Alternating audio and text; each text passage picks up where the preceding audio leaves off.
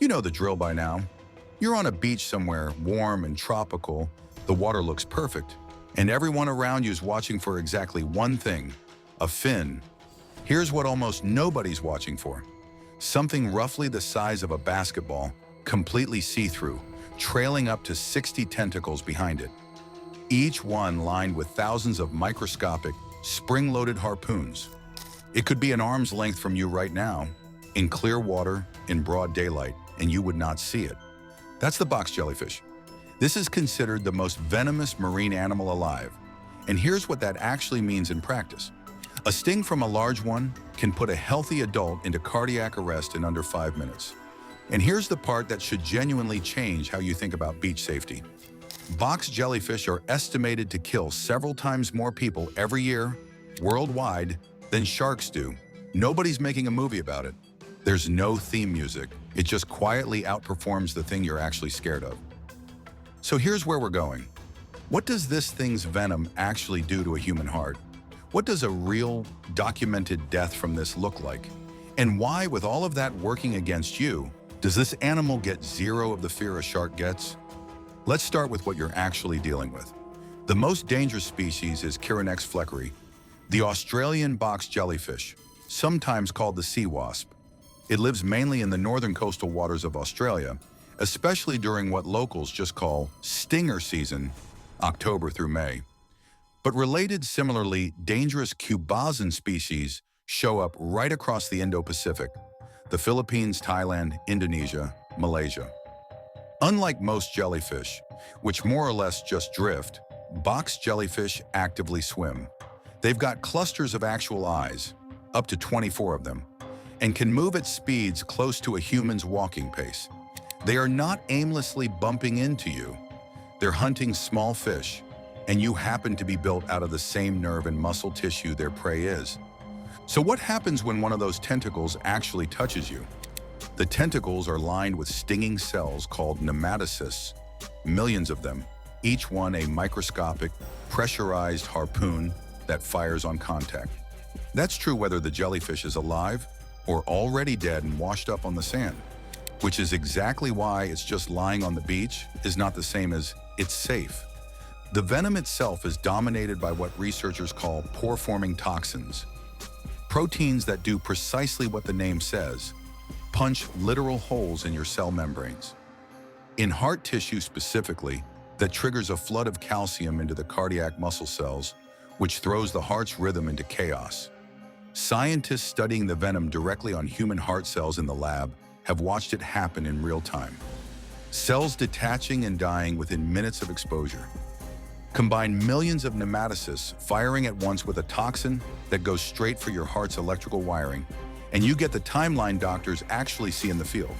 Severe immediate pain, and, if the sting is large enough, cardiac arrest inside 5 minutes. Not 5 hours, like some of the venoms this channel has covered. 5 minutes. Here's what that actually looked like in a documented case. There's a clinical case on record of a child who was stung, went into cardiac arrest between 15 and 20 minutes later, and could not be resuscitated, despite the tentacle contact being roughly 4 meters, which researchers noted was actually the smallest amount of contact ever recorded in a fatal sting. It genuinely does not take much. In Australia alone, box jellyfish have been linked to 77 confirmed deaths over the past century. That's the well-documented, peer-reviewed number. But Australia has beach warning systems, vinegar stations at the shoreline, and hospitals that know exactly what they're looking at the moment a patient walks in with cross-hatched welts. Most of this animal's range doesn't have any of that. In the Philippines, one widely cited estimate puts box jellyfish deaths at 20 to 40 people a year in that country alone. And even the researchers who study it are upfront that the true number is probably higher, because in a lot of places these jellyfish live, a death certificate doesn't require anyone to specify the actual cause. So let's actually put a number on that fear. Sharks kill somewhere between 5 and 10 people worldwide most years. That figure has stayed remarkably stable for decades, according to the researchers who track it. Box jellyfish, even using conservative, well-cited estimates, are linked to somewhere in the range of 50 to 100 deaths a year globally. Some older estimates from field researchers go considerably higher than that. However you slice it, the animal was zero pop culture, zero horror movies, and not one beach flag built around it worldwide is killing considerably more people every single year than the one that gets an entire week of television dedicated to it. That's the asymmetry this channel keeps circling back to. A shark announces itself. It has a fin, a soundtrack, decades of built-up reputation. A box jellyfish is transparent, silent, and swims right past you through water you'd swear was completely empty. You are not currently scared of the thing that's statistically more likely to kill you. You're scared of the thing that looks scary on camera. So if you're swimming somewhere this animal lives, what do you actually do? First, respect stinger season and swim inside the stinger nets where they exist, especially across northern Australia between October and May. If someone does get stung, get them out of the water immediately and douse the sting generously with vinegar. It won't take existing pain away, but it stops any nematocysts still sitting on the skin from firing more venom into the wound.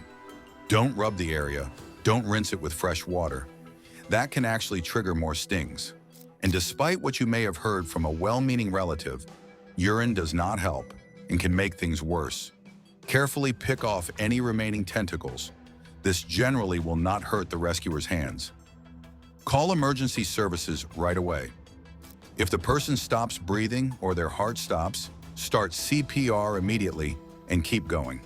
Prolonged CPR genuinely matters here. It's what keeps someone alive long enough for further treatment to have a chance of working. And unlike the cone snail this channel covered last episode, there actually is an antivenom for box jellyfish stings. It's been in clinical use since the 1970s. Here's the honest part though. Its real-world effectiveness is still genuinely debated among the researchers who study it. Some cases show clear improvement after it's given, others show people surviving without it, or in rare cases, dying despite receiving it. Hospitals in its range still carry it and use it. It's simply not the guaranteed fix people assume an antivenom automatically is. Every warning sign on every beach for sharks exists because sharks are visible enough to warn about. Nobody's ever needed to put up a sign for something you can't see coming. So, be honest. Before this video, which one were you actually more scared of? Tell me in the comments.